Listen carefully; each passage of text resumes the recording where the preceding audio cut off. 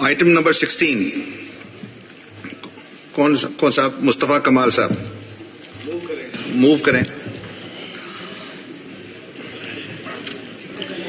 Sir I move. کہاں گیا؟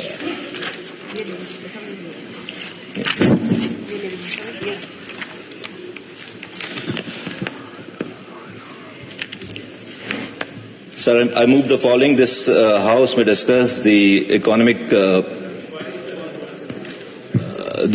system of Pakistan.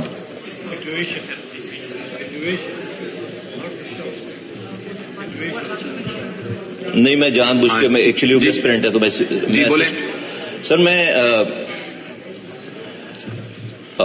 پہلے بھی بات کرنا چاہ رہا تھا اس ہاؤس پہ پوائنٹ آف آرڈر پہ. یہاں پہ 15 منٹ لوگوں کو پوائنٹ آف آرڈر پہ سنتے ہیں لیکن 3 منٹ کے اندر میرے مائک کو بند کر دیا گیا. اس لیے میں اس سسٹم پہ دوبارہ مجھے تھوڑا سا ٹائم دیجیے گا. میرے جو فاضل اور دوست ہیں انہوں نے اپنا ٹائم میں مجھے دیا. میں یہ کہنا چاہتا ہوں آپ سے, اچھا ہے کہ یہاں پر اس وقت فائنانس منسٹر بھی موجود ہیں. سر ہم اس وقت پاکستان میں جو فائنینشیل نظام چلا رہے ہیں, میں آپ کو 2 سے 3 چیزیں کوٹ کرنا چاہتا ہوں. قائد اعظم محمد علی جناح رحمۃ اللہ علیہ نے 1948 میں جب اسٹیٹ بینک کی بلڈنگ کا افتتاح کیا تو انہوں نے یہ کلمات ادا کیے. صرف ایک لائن میں ان کے خطاب سے پڑھ کر سناتا ہوں کہ اسٹیٹ بینک کی عمارت کے افتتاح کے موقع پر قائد اعظم محمد علی جناح نے فرمایا, ہم مساوات اور معاشرتی انصاف کے حقیقی اسلامی تصور پر مبنی ایک معاشی نظام دنیا کے سامنے ہمیں پیش کرنا ہوگا. پھر اس بات کو آگے بڑھا کر جس ایوان میں آج ہم بیٹھے ہیں اور جس آئین کے تحت بیٹھے ہیں, شہید جمہوریت جناب شیخ ذوالفقار علی بھٹو صاحب نے 1973 میں جو آئین بنایا سر, اس کا جو پریمبل ہے وہ پریمبل کیا کہہ رہا ہے, جس الفاظ سے پاکستان کا آئین شروع ہو رہا ہے کہ whereas the sovereignty over the entire universe belongs to Almighty Allah alone and the authority to be exercised by the people of Pakistan within the limits prescribed by him is a sacred trust.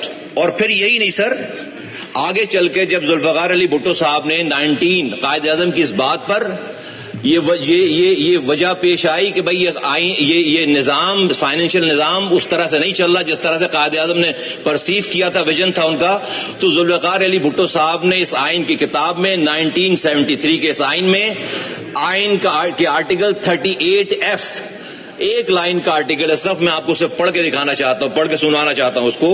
آئین کے article 38F میں explicitly اس کی کسی ترجمے کی کسی تشریح کی ضرورت نہیں ہے, کسی کانسٹیٹیوشنل ماہر کی ضرورت نہیں ہے, اور وہ یہ لکھا ہے کہ ایلیمینیٹ ربا ایز ارلی ایز پاسبل. یہ جو سودی نظام ہم چلا رہے ہیں اس ملک میں, اس کو 1973 کے